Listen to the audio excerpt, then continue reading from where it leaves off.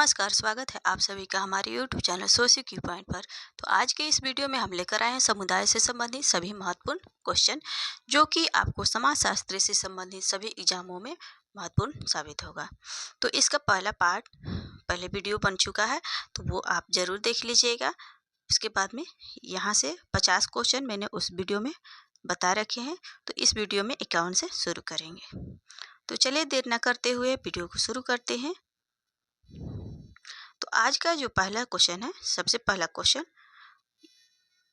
50 question मैंने करा चुके हैं और ये 51 क्वेश्चन है। तो इसमें है कि ग्रामीण एवं नगरीय समुदायों में भेद बताने के लिए सही आधार बताइए। जो ग्रामीण और नगरीय समुदाय में भेद अंतर बता सके उसे बताना है। तो ये क्या हो जाएगा, इसमें ए दिया हुआ है अतिरिक्त साधन, एकाकी परिवार, वर्ग पृथक्करण या सामाजिक संबंध।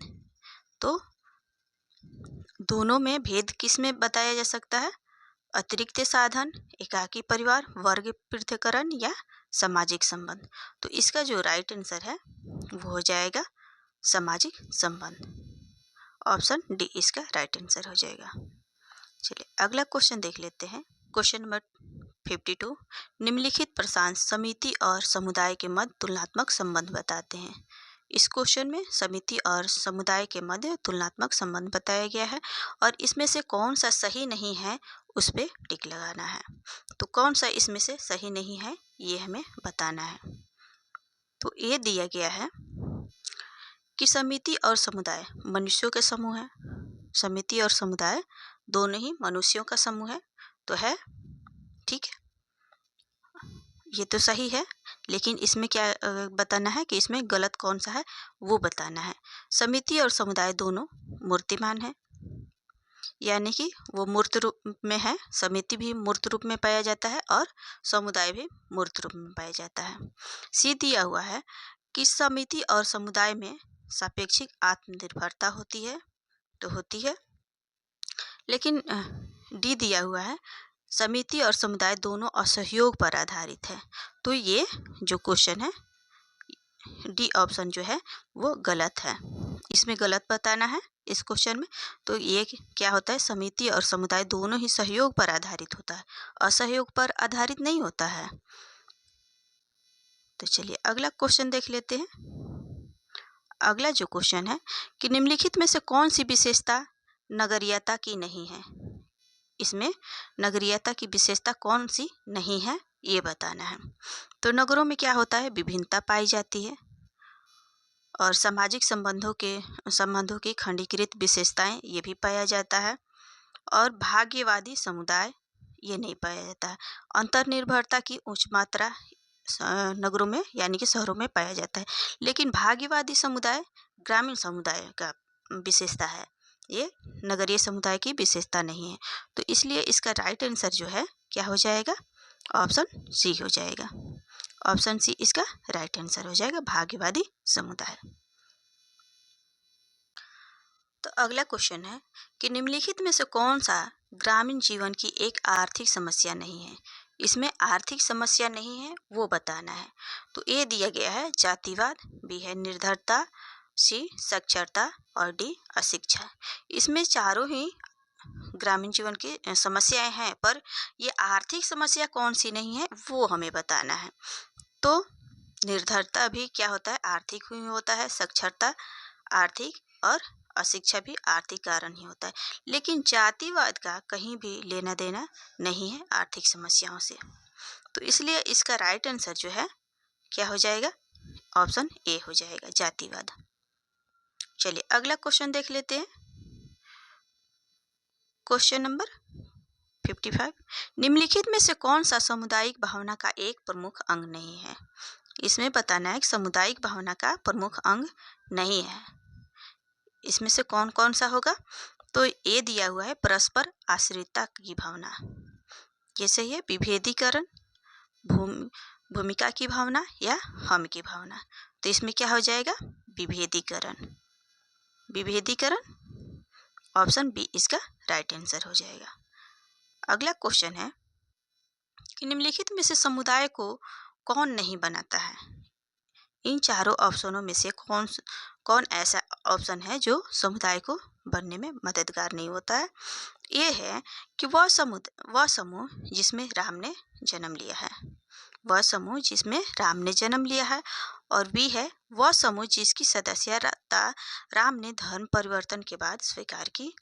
सी है वह समूह जिसकी सदस्यता राम ने फीस देकर ग्रहण की है। और डी है अंबाला के अग्रवाल। तो क्या हो जाएगा इसका राइट आंसर? जो हो जाएगा वह समूह जिसकी सदस्यता राम ने धर्म परिवर्तन के बाद स्वीकार की है। तो ऑप्शन बी इसका राइट आंसर हो जाएगा। चलिए अगला क्वेश्चन देख लेते हैं। अगला क्वेश्चन है कि निम्नलिखित में से कौन सा कथन इसमें सही है? चारों ऑप्शनों में से कौन सा सही है ये हमें बताना है। ए है कि एक समिति आंशिक होता है, एक समिति आंशिक है जबकि समुदाय पूर्ण है। बी है समिति की सदस्यता स्वैच्छिक है जबकि समुदाय की सदस्यता अनिवार्य है। सी है समुदाय के अंतर्गत समिति एक समूह है। और डी है उपरोक्त सभी। तो इसका राइट आंसर जो हो जाएगा क्या हो जाएगा? उपरोक्त सभी। ये सभी के सभी सही है। तो क्या हो जाएगा? ऑप्शन डी इसका राइट आंसर हो जाएगा। अगला क्वेश्चन है क्वेश्चन नंबर 58। निम्न में से कौन सामुदायिक जीवन का आधार नहीं है? इसमें बताना है कि सामुदायिक जीवन का आधार नहीं है, बताना है। ए है सामान्य भूभाग, बी है सामान्य चिंतन, सामुदायिक भावना और सामान्य जीवन निर्वाह का तरीका। तो इसमें क्या हो जाएगा? इसका राइट आंसर जो हो जाएगा क्या हो जाएगा? सामान्य चिंतन। क्या? सबकी चिंतन। ऑप्शन बी इसका राइट आंसर हो जाएगा। अगला क्वेश्चन है ग्रामीण और नगरीय समुदाय में एक वैज्ञानिक अंतर निम्न में से किस आधार पर किया जा सकता है? जनसंख्या के आधार पर, जनसंख्या घनत्व के आधार पर, क्षेत्रफल के आधार पर, लोगों के व्यवसाय के आधार पर, या उपरोक्त में से कोई नहीं। क्या हो सकता है? तो ये लोगों के व्यवसाय के आधार पर हम बढ़िया से बता सकते हैं कि नगरीय समुदाय है या ग्रामीण समुदाय है। लोगों के व्यवसाय के आधार पर बता सकते हैं। ऑप्शन सी इसका राइट आंसर हो जाएगा। अगला क्वेश्चन नंबर 60 क्या है कि शहर में सामाजिक दूरी का कारण है। शहर में सामाजिक दूरी का क्या कारण है? तो शहर का आकार है, या निवास और कार्यस्थल के बीच की दूरी है, या सामाजिक विजातीयता है, या शहर में यातायात की समस्या है। क्या है शहर में सामाजिक दूरी का कारण? तो क्या हो जाएगा? सामाजिक विजातीयता, क्योंकि वहाँ पे सभी प्रकार के लोग रहते हैं। चलिए अगला क्वेश्चन देख लेते हैं। क्वेश्चन नंबर 61 है निम्न में से कौन सा एक कारक समुदाय विकास के लिए उत्तरदायी नहीं है? इसमें नहीं है बताना है। आदत, पक्षपात, वफादारी या सामाजिक विषमता। तो क्या हो जाएगा इसका राइट आंसर? पक्षपात। ऑप्शन बी इसका राइट आंसर हो जाएगा। अगला क्वेश्चन है क्वेश्चन नंबर 62। निम्नलिखित में से कौन सा कथन असत्य है? इसमें से कौन सा कथन असत्य है ये हमें बताना है। तो है समुदाय समाज का बाह्य रूप है। समुदाय जो है समाज का बाह्य रूप है। ये बी है समुदाय में समानता और विषमता पाई जाती है। तो ये तो सही है। समुदाय मूर्त होता है जबकि समाज अमूर्त होता है, ये भी सही है। और समुदाय एक निश्चित भूभाग में स्थित होता है, तो बिल्कुल ये सही है। लेकिन हमें क्या बताना है? इसमें बताना है कि कौन सा असत्य है। तो इसमें क्या हो जाएगा? ऑप्शन ए इसका राइट आंसर हो जाएगा कि समुदाय समाज का बाह्य रूप है। ये कथन जो है असत्य है, क्योंकि समुदाय जो है समाज का एक ठोस रूप होता है, न कि बाह्य रूप। चलिए अगला क्वेश्चन देख लेते हैं हम लोग। अगला क्वेश्चन है कि ग्रामीण समाज में आज भी परिवार समान है, निम्न में से किसके कारण है? समिति के कारण, या एक समूह के, एक समाज के, या एक समुदाय के। तो क्या हो जाएगा इसका? समुदाय। ऑप्शन डी इसका राइट आंसर हो जाएगा एक समुदाय के। चलिए अगला क्वेश्चन देख लेते हैं 64। इस क्वेश्चन में है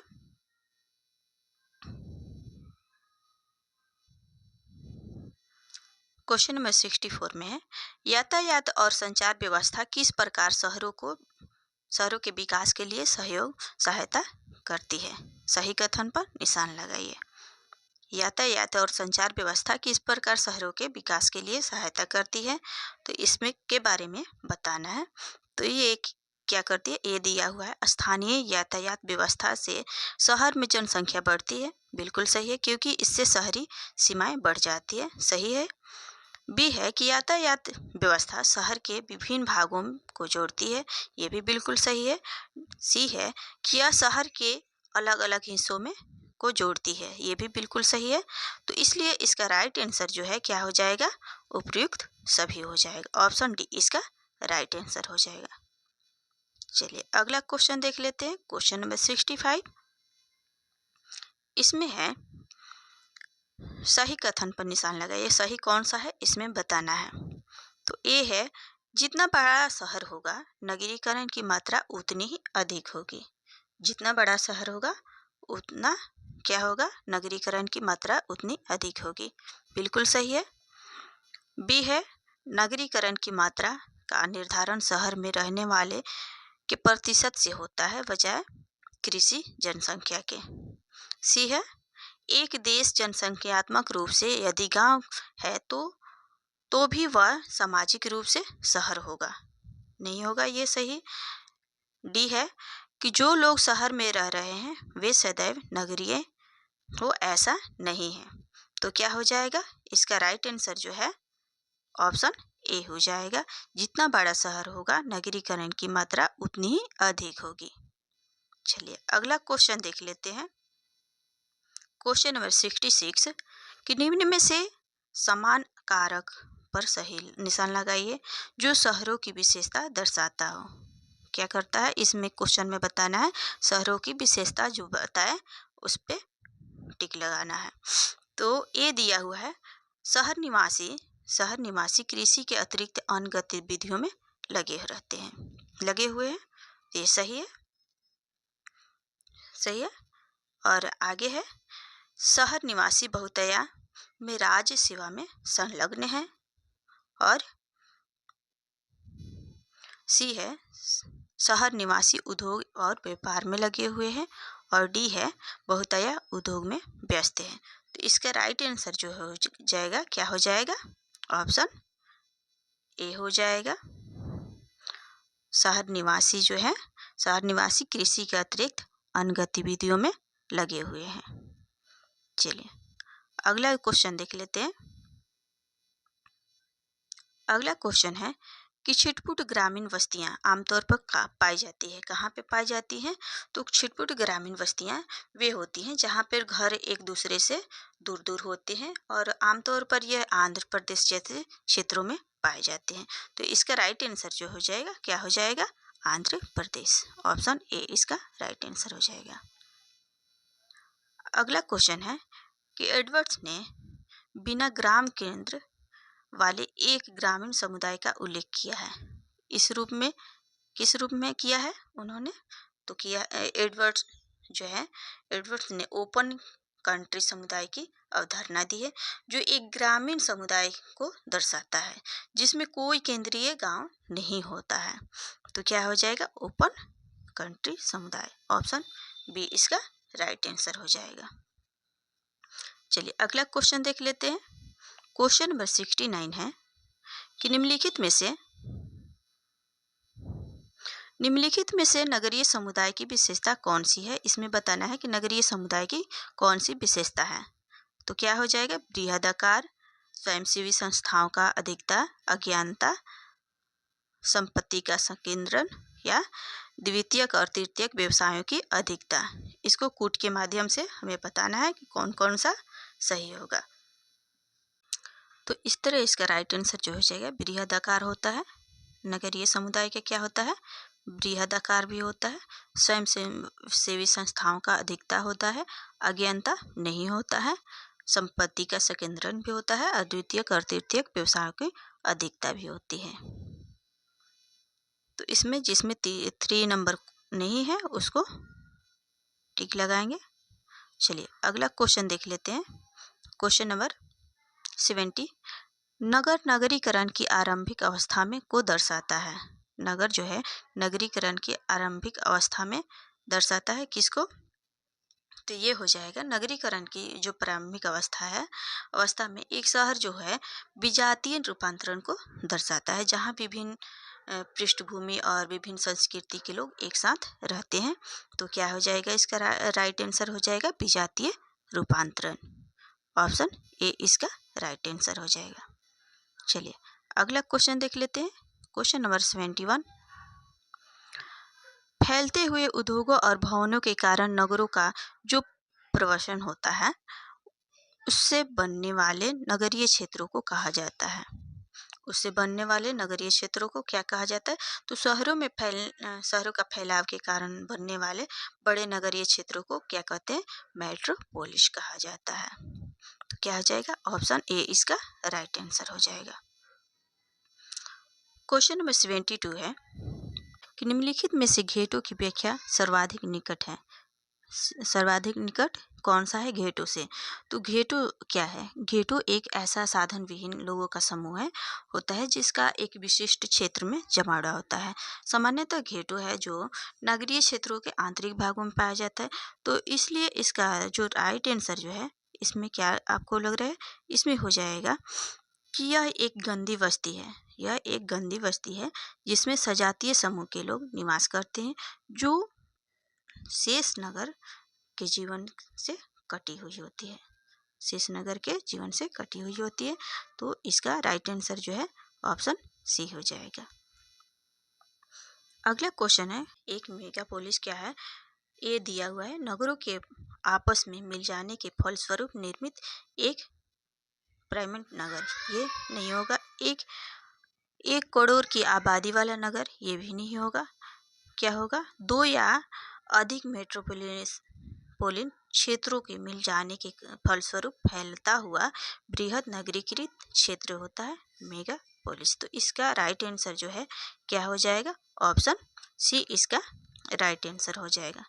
2 या 2 से अधिक मेट्रोपोलिन क्षेत्रों के मिल जाने से के फलस्वरूप फैलता हुआ बृहद नगरीकृत क्षेत्र को कहते हैं मेगापोलिस।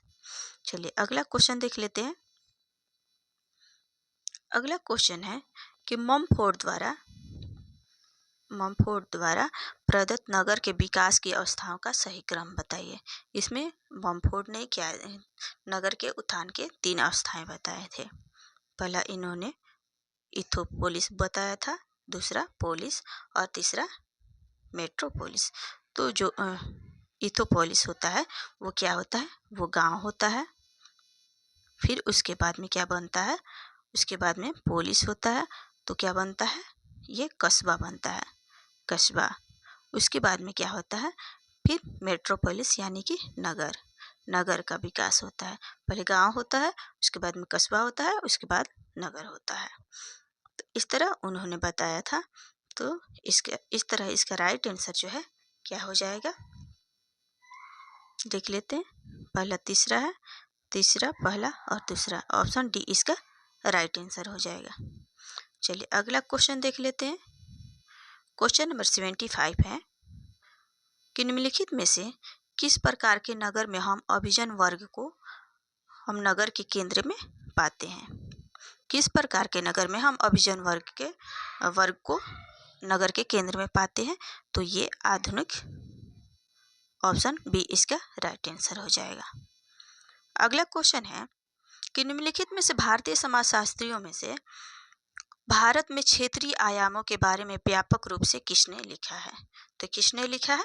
तो ये लिखते हैं राधा कमल मुखर्जी। ऑप्शन सी इसका राइट आंसर हो जाएगा। अगला क्वेश्चन है कि निम्नलिखित में से कौन सा कथन सही नहीं है? इसमें बताना है कि निम्नलिखित में से कौन सा कथन सही नहीं है।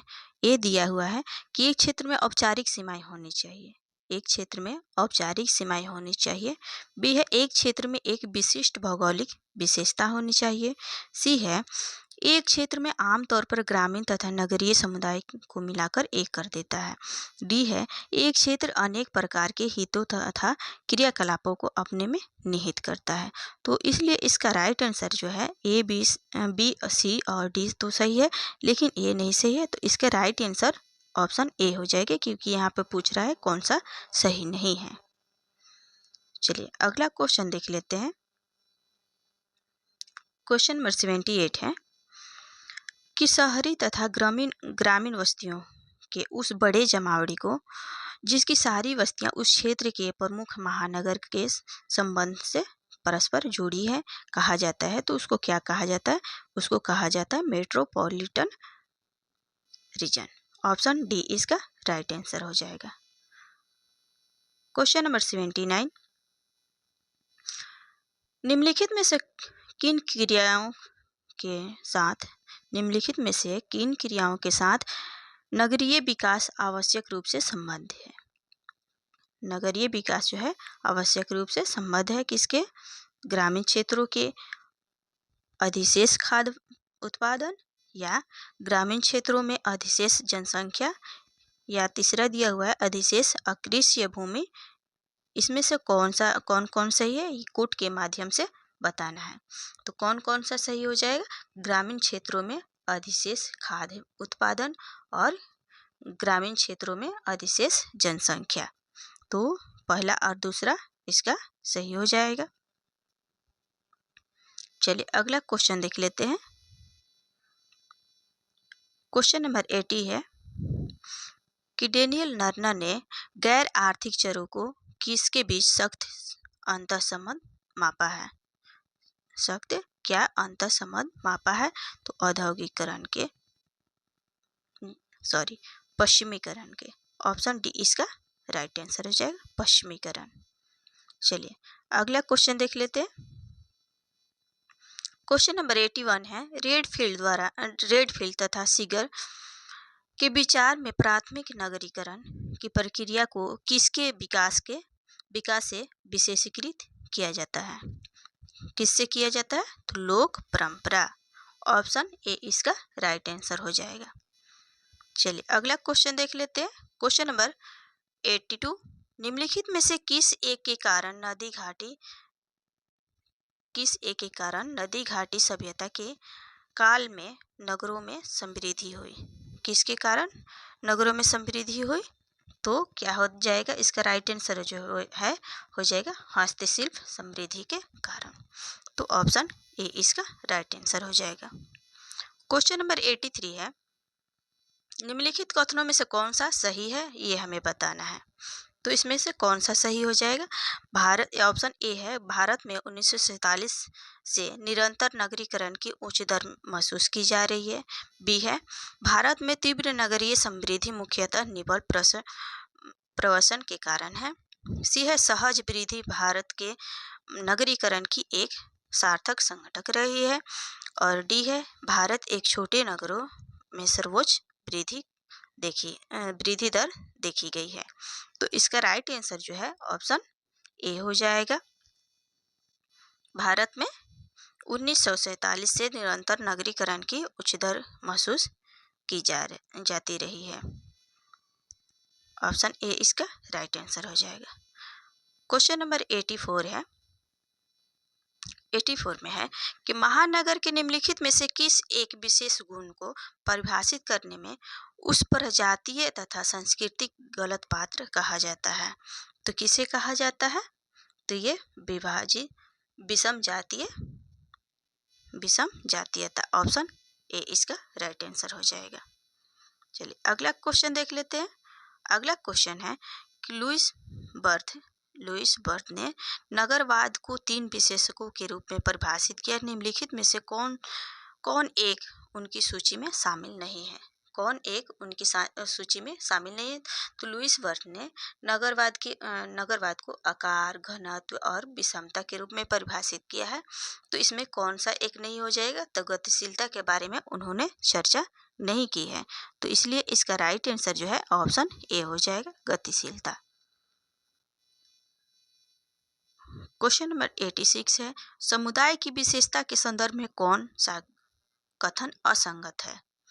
इसमें समुदाय की विशेषता के संदर्भ में कौन सा असंगत कथन है, ये हमें बताना है। ए है कि सामान्य नाम, बी है स्वतः विकास, सी है विशिष्ट नाम और सी है अस्थायीपन।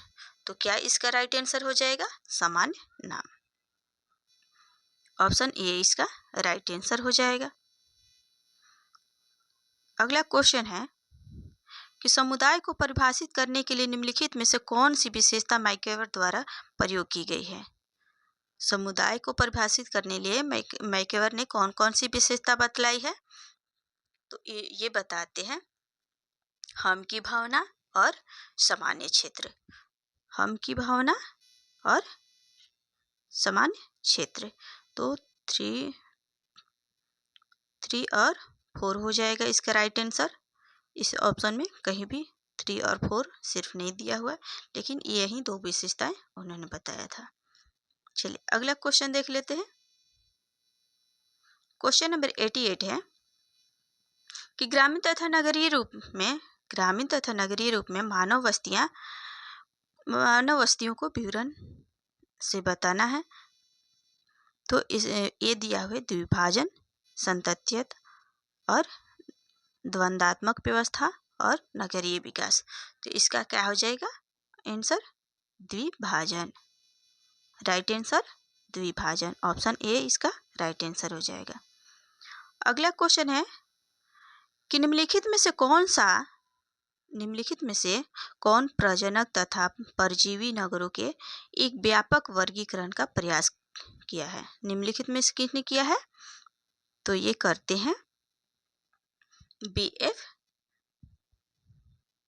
बीएफ होस्टिल्ज। ऑप्शन ए इसका राइट आंसर हो जाएगा। क्वेश्चन नंबर 90 है कि निम्नलिखित में से किसने सेकेंडरी अंचल परिकल्पना की इस कतिपय क्षेत्रों में संलग्न भावुकता तथा प्रत्येकीकरण को शामिल करने में विफलता के आधार पर आलोचना की है? तो किसने की है? तो ये करते हैं वाल्टर फिरे। ऑप्शन ए इसका राइट आंसर हो जाएगा।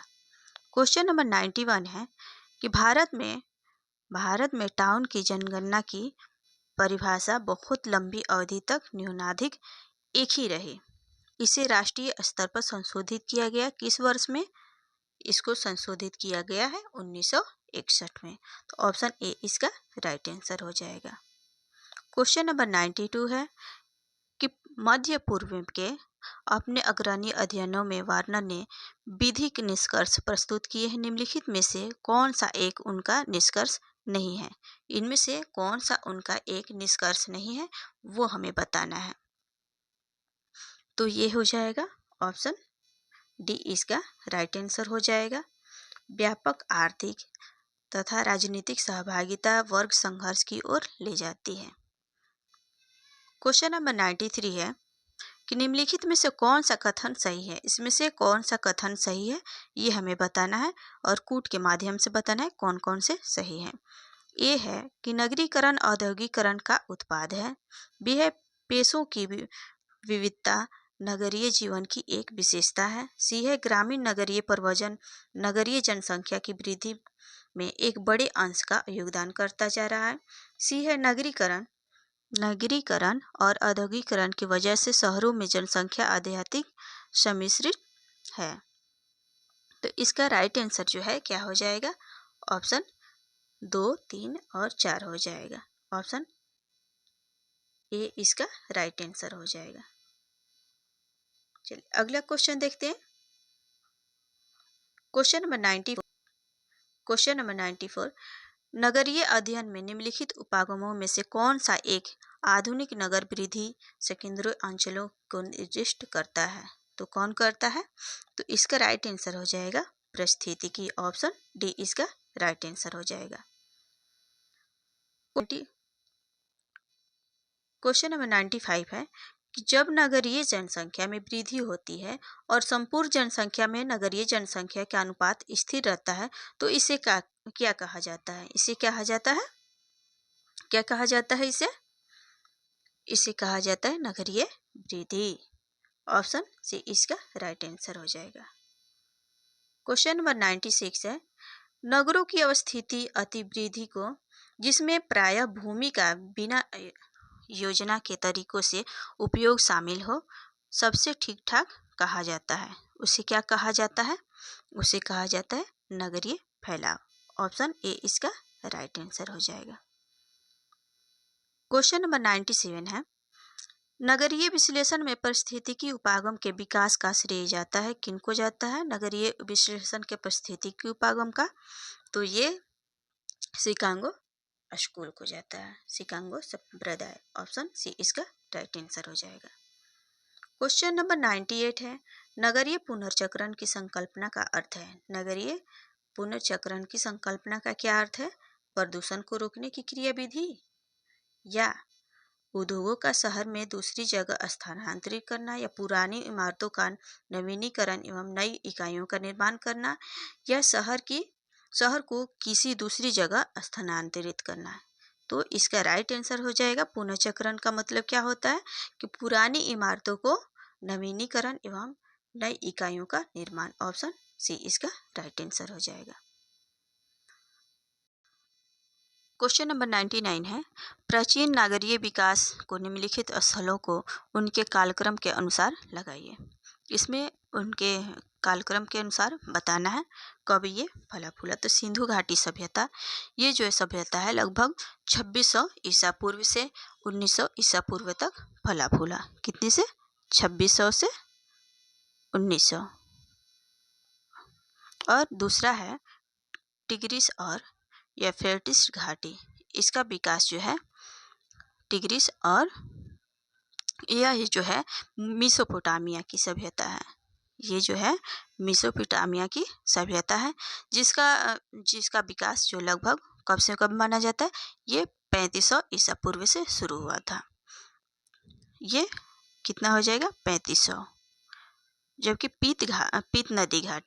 पीत नदी घाटी यानी कि पीली नदी घाटी, यह सबसे प्राचीन सभ्यता है जिसका अस्तित्व जो है 2070 ईसा पूर्व से 1600 ईसा पूर्व तक माना जाता है।